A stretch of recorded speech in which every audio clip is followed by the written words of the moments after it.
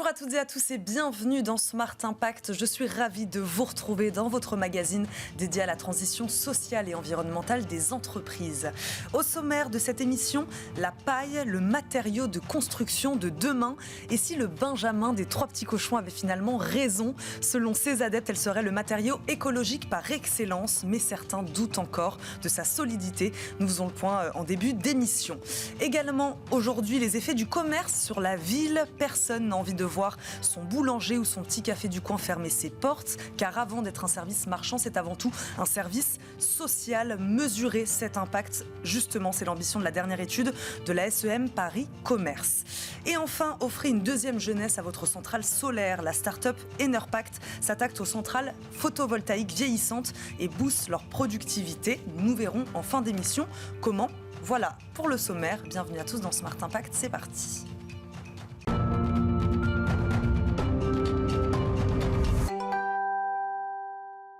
La paille serait-elle le matériau de construction de demain ? Son utilisation émerge doucement mais sûrement depuis quelques années en France. Ses adeptes parlent d'une alternative écologique et durable, mais les habitations en paille suscitent encore bien des craintes, parfois perçues comme des constructions fragiles. On fait le point justement aujourd'hui avec une entreprise qui a opté pour ce matériau. Jean-Baptiste Plénard, fondateur et dirigeant d'Isovu, nous accompagne. Bonjour. Bonjour. Bienvenue dans Smart Impact, merci beaucoup d'être avec nous. Un mot d'abord sur Isovu, c'est une entreprise de fabrication de caissons en paille, c'est ça, c'est-à-dire ?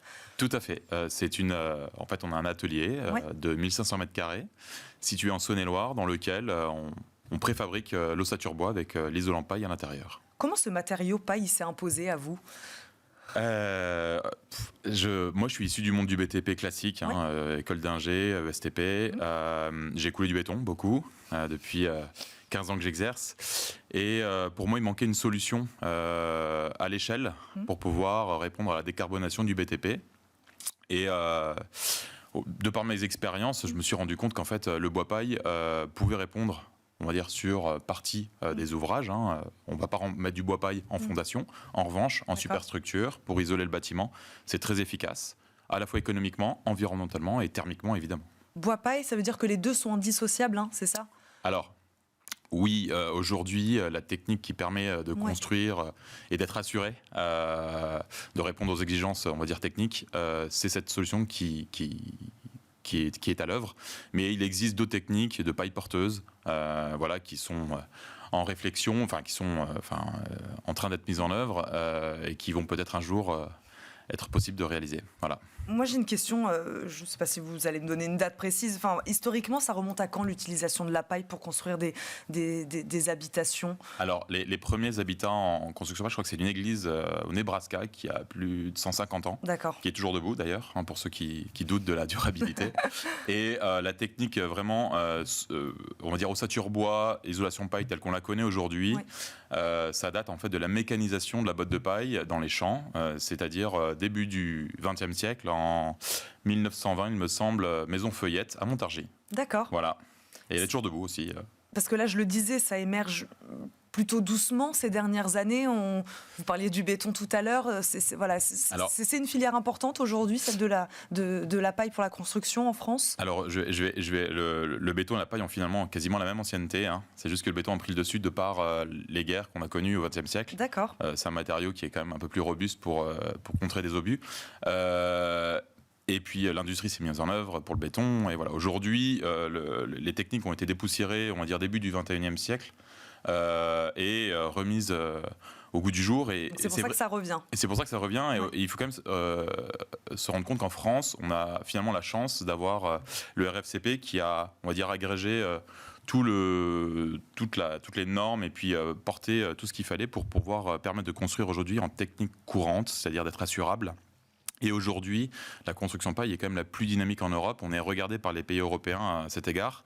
Et ça, on peut en être fier parce qu'elle est vraiment très dynamique. Comment vous la procurez, la paille ? Vous l'achetez à des agriculteurs ? Des agriculteurs, circuit court, maximum. D'accord. Le bois aussi. Dès qu'on peut être en circuit court, on le fait.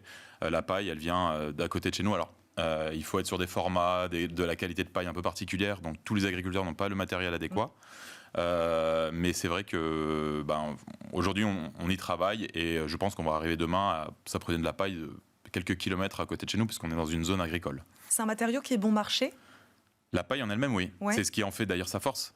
C'est qu'aujourd'hui, le matériau paille, il y a très peu de transformation. C'est de la paille qui pousse dans un champ, qui est renouvelée tous les ans, puisque voilà. Un agriculteur, ses machines, le fuel, et le tour est joué. On ne passe pas par la case industrie. On passe pas par voilà. Et ça, c'est fondamental pour ce matériau-là, pour être en circuit court et pour pouvoir travailler ce matériau à l'échelle territoriale. Bon, si on devait faire une liste un peu de tous les avantages, de l'intérêt d'utiliser ce matériau pour nos constructions, ce serait quoi? Vous parliez tout à l'heure d'éco-responsabilité, vous parliez d'un matériau qui est local. Voilà, quel est l'intérêt demain pour un particulier ou pour une collectivité, je ne sais pas, de faire appel à vous, de vouloir construire en bois paille? En fait, moi, si j'ai fait ça, c'est parce qu'en fait, ça cochait toutes les cases. Ouais. Ça coche la case du matériau circuit court. C'est-à-dire que nous, à moins de 100 km, on a quasiment environ 80% du mix produit qui est acheté à moins de 100 km de chez nous. Donc, c'est quand même intéressant. L'aspect thermique, l'aspect environnemental. Et puis aujourd'hui, nos clients, c'est du particulier évidemment, mais c'est des établissements publics. Ouais. On travaille par exemple avec la Comédie Française pour la rénovation thermique de leurs ateliers. On travaille avec des crèches, avec des bâtiments sportifs. Enfin, c'est un matériau qui est aujourd'hui assez démocratisé finalement. Et j'ai envie de dire, nous, on ne se concentre pas tellement à promouvoir la paille auprès de gens qui n'en veulent pas. Ouais. On se préoccupe plutôt de savoir faire face à la demande, parce que vraiment, en 2020... Et elle est grandissante, c'est ce que vous dites. Elle est grandissante. Plus en plus appel à vous. En 2024, c'est une année qui est un peu une année, pour le BATP, qui est une année difficile. Ouais. Enfin, nous, on ne connaît pas la crise vraiment. Donc, je ne sais pas comment 2025 va se passer, mais a priori, c'est assez encourageant. Alors, j'ai lu, vous dites, votre objectif, votre pari, c'est de construire en ayant un impact carbone négatif. C'est possible, ça? Alors, je vais essayer de pas trop entrer dans des détails. Mais en gros, la botte de paille, par les règles de calcul aujourd'hui, qui nous permettent de déterminer le poids carbone d'un matériau, nous indique qu'on est à moins 10 kg équivalent CO2 par mètre carré de paroi. Voilà, donc moins 10 kilos. Donc négatif. Donc négatif. Le béton est à plus 70 kilos équivalent CO2. Alors, je ne prends pas j'ai pris une stat base Ignace. On est négatif parce qu'en fait, on considère que la pousse du végétal va fixer du carbone qui est dans l'air sous forme de carbone, une chaîne carbonée qui va faire le bois ou la paille. Et voilà, on compte ça en carbone négatif. C'était un peu une vue de l'esprit, c'est pas tout à fait la réalité de ce qui se passe, parce que pour fabriquer une ossature bois paille, il faut du fuel, j'ai dit tout à l'heure, il faut se déplacer à l'usine, il faut de l'électricité, il faut du matériel, il faut des clous, des vis, voilà, tout ça, ça coûte. Mais bon, voilà, on compte le carbone lié à la pousse du végétal. Bon, non, c'était très clair. Ok. Est-ce qu'il y a des contraintes quand même? C'est quoi les difficultés de travailler ce matériau-là? On va dire que l'ennemi numéro 1 de la paille, c'est l'humidité, sous toutes ses formes. Donc ça passe d'abord par une conception sérieuse. Donc voilà, les toitures plates, ces choses-là, c'est quand même des choses qui amènent un risque sur la paille, il faut le savoir. Après, c'est-à-dire que ce que vous dites, c'est qu'on ne peut pas tout faire. C'est-à-dire que si on décide de construire en bois paille, le projet doit être pensé aussi par rapport à ce matériau-là. Si on veut quelque chose de durable, oui. Après, aujourd'hui, il n'y a aucune interdiction à faire de la toiture plate, il n'y a aucune interdiction à faire tout ce qu'on sait faire en bâtiment aujourd'hui, en béton ou quoi que ce soit. Les seules limites, ça veut dire les limites réglementaires qui peuvent nous imposer de la paille jusqu'à une certaine hauteur, mais c'est des choses qui vont changer. Et puis, en fait, il n'y a pas tellement de limites pour utiliser le matériau. Ça va être les limites du bois ou ce genre de choses-là. C'est quoi vos objectifs pour la suite? Là, vous parliez de tous vos travaux avec la Comédie Française, avec les collectivités. C'est quoi vos projets à venir? Alors aujourd'hui, ça fait 3 ans qu'on existe, on est 15 salariés. On a un atelier qui développe quand même une belle capacité de production. Notre objectif, c'est pas forcément de devenir un super atelier, c'est plutôt de servir notre expérience à la fois sur l'aspect technique, mais l'aspect, on va dire, managérial, parce qu'on est très tourné vers l'humain, et donc de servir cette expérience-là pour la dupliquer sur d'autres sites de production sur le territoire national. Aujourd'hui, nos chantiers on est à Paris, dans la vallée du Rhône, on est également dans le sud-est de la France. Donc pour moi, ça fait pas tellement de sens, mais voilà, avec des unités de production plus proches de nos clients, ça permettrait d'avoir encore plus d'impact. Merci beaucoup Jean-Baptiste Plénard d'être venu nous voir aujourd'hui dans Smart Impact. Je rappelle, vous êtes le fondateur et le dirigeant d'Isovu. Merci beaucoup d'avoir été avec nous. On passe tout de suite au débat RSE. Retrouvez le débat de Smart Impact avec Veolia.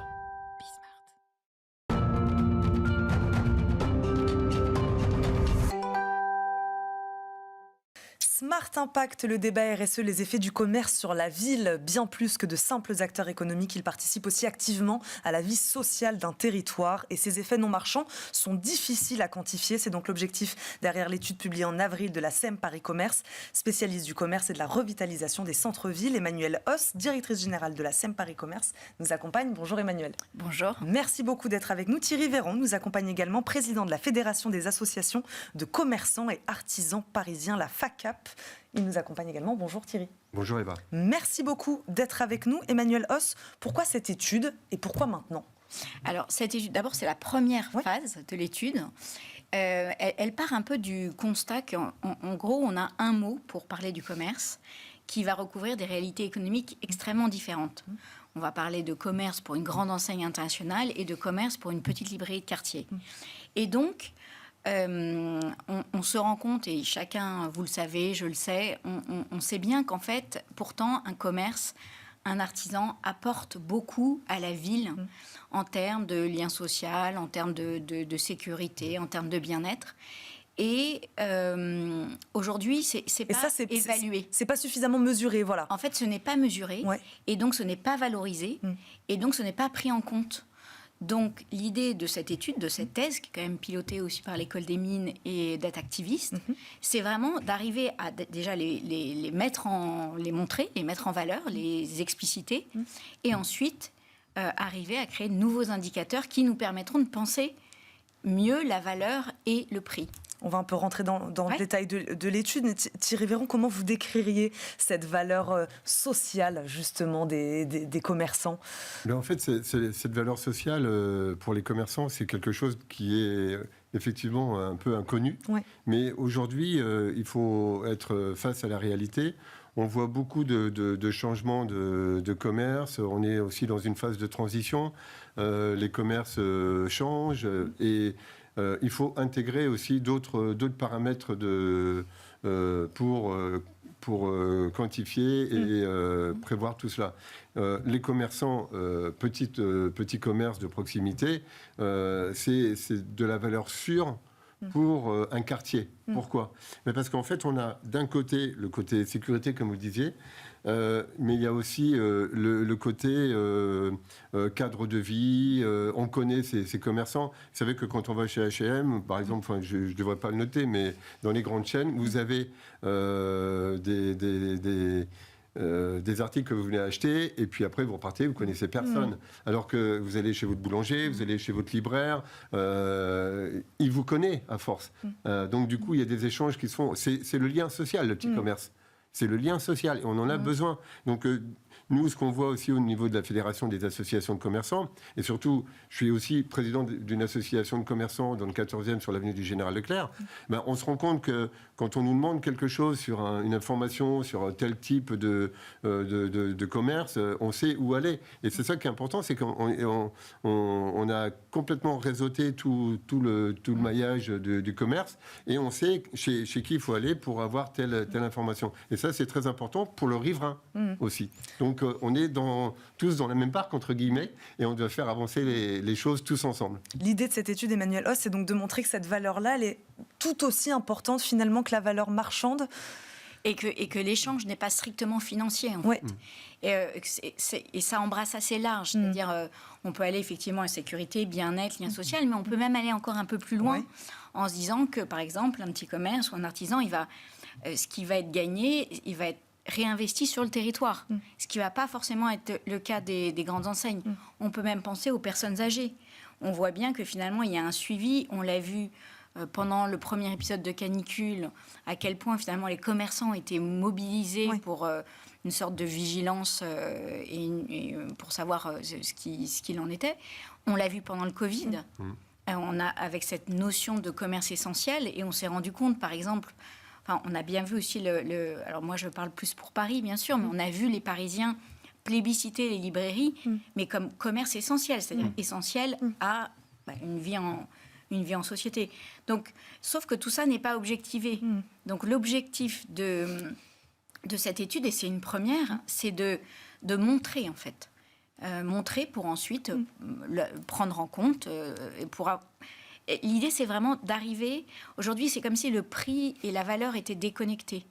Et on n'intègre pas dans le bien commun le positif ou même le négatif. C'est-à-dire qu'on peut imaginer, par exemple, que quand une entreprise utilise pour livrer des biens nos rues et nos poubelles, donc elle utilise en fait le fruit de l'impôt. Donc ça, alors moi je ne m'intéresse pas aux externalités négatives puisque je m'intéresse vraiment à ce qu'apporte. C'est aussi l'originalité de cette étude. C'est presque la première fois qu'on ne s'intéresse pas aux effets négatifs du commerce de proximité. Exactement. Quel type de commerçants, vous parliez des librairies, là, quel type de commerçants ont été interrogés dans cette étude? C'est pas que des commerçants d'alimentaire Non, c'est tous azimuts. Oui. C'est-à-dire que c'est vraiment... et je pense qu'on a tous, en fait, déjà, on a tous une anecdote. En fait, on sait très bien de quoi on parle. Je disais... en antenne que, par exemple, quand vous achetez un bien, etc., l'agent immobilier va en général vous parler des écoles et des commerces. Donc, en fait, c'est le premier sujet, c'est de récupérer l'info. Donc, c'est vraiment l'éventail est très large. Et bien sûr, ça concerne les petites structures. Et donc, il va y avoir, ça va être... Au début, il y a beaucoup d'anecdotiques et beaucoup de données qui sont très localisées. Oui. Mais petit à petit, l'idée, c'est justement de monter, de ramener toute cette donnée pour ensuite créer des indicateurs qui soient plus généralisables. C'est intéressant. Vous, elle va vous servir à quoi, cette étude ? Comment vous regardez ça ? Écoutez, moi, je pense que c'est un complément important parce que quand je sais pas, mais dans les études, quand on fait des études de marketing ou commerce, on apprend aussi que si on veut ouvrir une boutique quelque part, on fait une étude de marché. Et dans l'étude de marché, évidemment, vous allez sur place, vous y allez même plusieurs fois, même voire plusieurs fois dans des horaires différents, parce que justement, il faut s'imprégner du terrain et du local. Et donc, à partir de ce moment-là, ça, c'est des choses qui ne se valorisent pas financièrement. Mais c'est très important parce que vous pouvez acquérir un local avec un bailleur très sympa qui vous fait un tarif très intéressant. Mais pour le coup, votre boutique ne fonctionnera pas parce qu'il n'y a pas la clientèle qui correspond. Donc ça, c'est un point très important. Après, je pense qu'il faut la développer, il faut l'analyser, la mettre en pratique sur le terrain, et tout ça, c'est des points qui vont se voir au fil de l'eau et faire avancer les choses.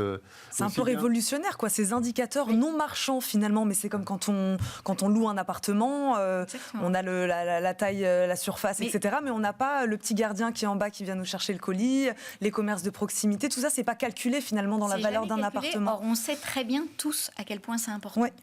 Et j'ai envie de dire, c'est révolutionnaire, oui, peut-être au sens premier, parce que c'est politique en fait, au sens la vie de la cité. Et c'est vraiment... mais qui vous cherchez à interpeller justement avec ça? Qu'est-ce qui produit du bien commun? On pourrait imaginer, en fait, si on arrive, parce qu'encore une fois, c'est la première phase, mais si on arrive à créer des indicateurs, on pourrait tout à fait imaginer que les pouvoirs publics, donc quels qu'ils soient, mais pourquoi pas déjà même au niveau législatif, que aujourd'hui, par exemple, la comptabilité. Aujourd'hui, on va travailler sur une comptabilité qui date de 1945, qui a peu évolué, qui ne prend pas en compte la mondialisation.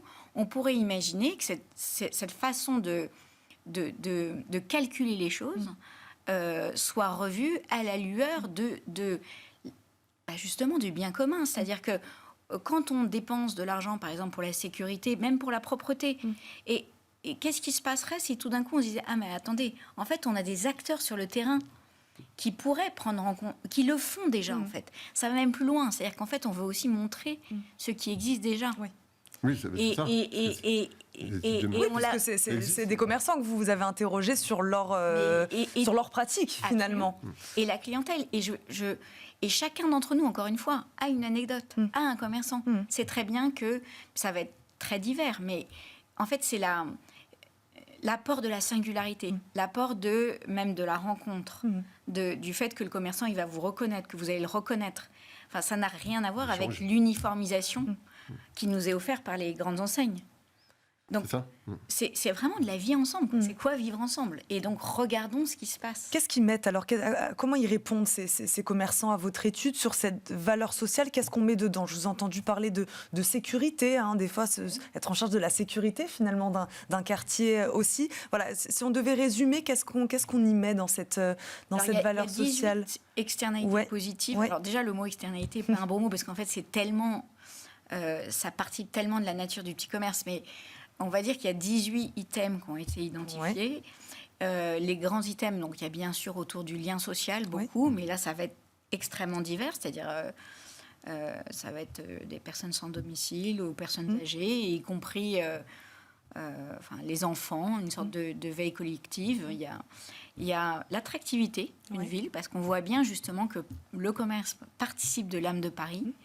Il va y avoir les sujets environnementaux, il va y avoir donc peut-être même la sécurité, l'espace public en fait, l'entretien de l'espace public. C'est-à-dire qu'en fait le commerce c'est dedans et dehors.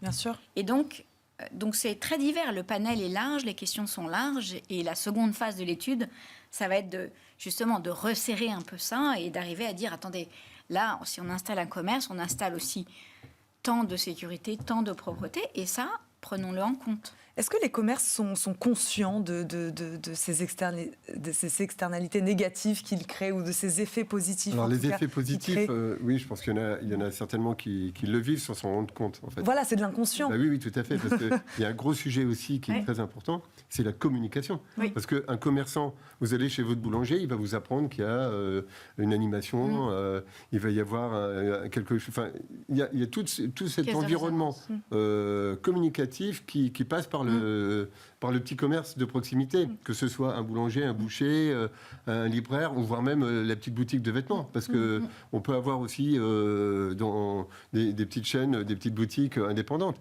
Et ça, c'est quand même très important, parce qu'aujourd'hui, je dirais, il faut vraiment sensibiliser, je pense, de plus en plus les pouvoirs publics, parce que en fait, on est un petit peu le commerce oublié par rapport aux grandes chaînes, parce qu'une chaîne qui a un magasin dans un quartier ou sur une rue, si demain il doit fermer, il ferme et puis basta, terminé. Alors que le petit commerce, le commerçant a mis toutes ses économies dans son commerce, demain il ne pourra pas fermer comme ça en disant c'est bon, il va être obligé de faire le dos rond.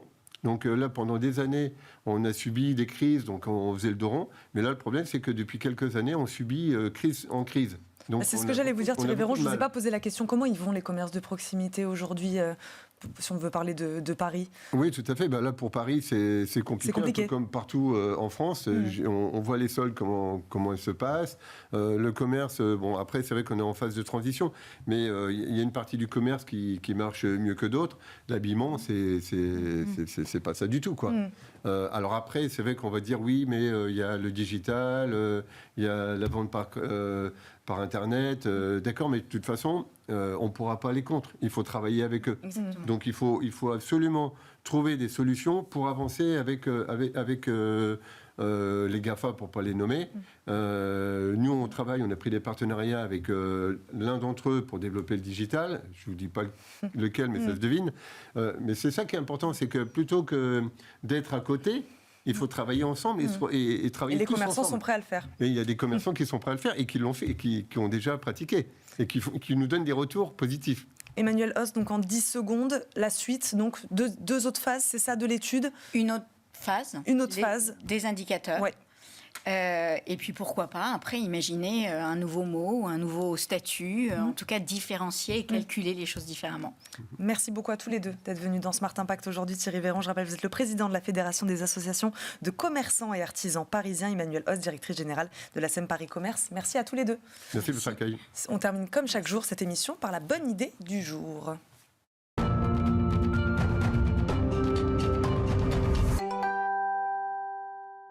La bonne idée du jour est celle de Rémi Berton, cofondateur et directeur général d'Enerpact, une start-up qui sécurise et optimise les centrales solaires. Bonjour Rémi Berton. Bonjour Eva. Merci beaucoup d'être avec nous aujourd'hui. Sécuriser les centrales, qu'est-ce que ça signifie? Quels sont les problèmes auxquels elles sont confrontées, auxquels les propriétaires de ces centrales sont confrontés? C'est une bonne question, mais avant de savoir qu'est-ce qu'on peut sécuriser, il faut savoir qu'est-ce que c'est que le photovoltaïque. Donc le photovoltaïque, les centrales photovoltaïques, c'est des installations de haute technologie qu'on va disposer souvent sur des toits, parfois dans des champs, on en entend de plus en plus parler, et qui vont convertir la lumière du soleil en électricité. Et avec tout un système de composants, cette électricité va soit pouvoir être utilisée localement, soit être injectée sur le réseau électrique et revendue en tant qu'activité professionnelle. C'était bien de le rappeler. Voilà. Et nous-mêmes, on travaille sur des centrales d'une certaine taille. Donc on ne travaille pas sur les centrales de particuliers, on ne travaille pas sur des centrales qui font plusieurs centaines d'hectares au sol. On travaille pour des centrales photovoltaïques qui commencent à être relativement importantes.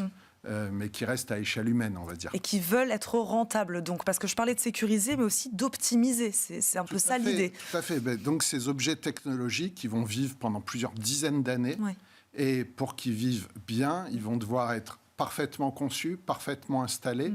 Et ensuite, ça a l'air bête de le dire, mais c'est notre travail de tous les jours, parfaitement suivi dans le temps, pour d'une part, au fur et à mesure des années, déceler tous les problèmes qu'on peut rencontrer et y apporter des solutions. Et également sur ces marchés très technologiques, ce qui n'existe pas aujourd'hui existera peut-être dans 5 ans et pourra être implémenté à ce moment-là. Peut-être qu'il y a des problèmes qu'on ne connaît pas aujourd'hui qui apparaîtront dans quelques années, et ça s'est déjà passé dans le passé. Et donc, quand des non-professionnels, des gens dont ce n'est pas le métier, se lancent dans cette activité, ils sont souvent surpris par tous ces sujets qui leur arrivent au fur et à mesure des années. Et nous, notre métier à Enerpact, c'est de les accompagner dans toute cette démarche de très long terme. C'est-à-dire, quelles solutions exactement vous proposez ? Les solutions, on est sur un objet technique, mais relativement simple. Vous avez des panneaux, des câbles, etc. Donc, une fois que les choses sont abîmées, il va falloir les changer, intervenir, les changer. Donc, en soi, la solution est relativement simple. Nous, notre valeur ajoutée, c'est détecter les problèmes et imaginer, designer la bonne solution pour que la centrale reste la plus performante possible dans le temps, au moindre coût. Et c'est ça, sécuriser les revenus. C'est que nous, on va avoir une mission d'accompagnement de nos clients pour les aider à se projeter dans le photovoltaïque en toute sécurité, alors qu'au départ, ils n'y connaissent rien du tout et qu'ils se lancent dans un projet qui va durer plusieurs dizaines d'années. Et c'est vraiment très particulier. Enfin, à part l'immobilier, il n'y a rien qui dure aussi longtemps que le photovoltaïque. Parce que c'est quoi les conséquences de ces défaillances ? C'est uniquement, c'est une perte de revenus ? Alors, ça peut être juste une perte de revenus, c'est le moins grave. Enfin, c'est juste un problème d'argent, mais ça peut être un problème d'étanchéité, donc une fuite dans votre bâtiment. Ça peut être un problème d'incendie, ça peut être tous les problèmes liés à l'électricité. Donc ça peut aller de la simple perte de revenus aux problèmes les plus graves. Parce que vous évoquez aussi, je crois, des risques réglementaires et assurantiels. Vous entendez quoi par là ? Oui, la production d'électricité. Quand vous produisez de l'électricité, vous êtes un producteur d'électricité. Donc vous rentrez dans une case réglementaire. Vous avez des règles à suivre. Voilà, qui est extrêmement détaillée. Et souvent, on se lance là-dedans en installant juste une centrale et sans penser à toutes les conséquences que ça a. Et pourtant, c'est effectivement extrêmement réglementé, comme beaucoup d'autres métiers. Mais nous, on apporte cette expertise à nos clients. C'est quoi vos ambitions pour la suite ? Donc là, aujourd'hui, on est une société lyonnaise, une quarantaine de personnes. C'est d'aller dans d'autres régions de France ? Pardon ? C'est de vous installer dans d'autres régions de France ? On est déjà dans toute la France. On a aujourd'hui 250 clients à peu près dans toute la France.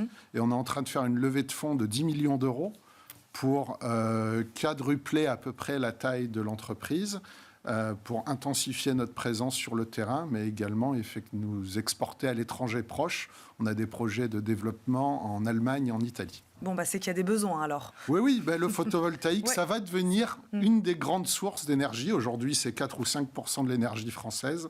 Demain, ça devrait devenir 20-25% de l'énergie française. Donc, il y a plein de challenges à affronter.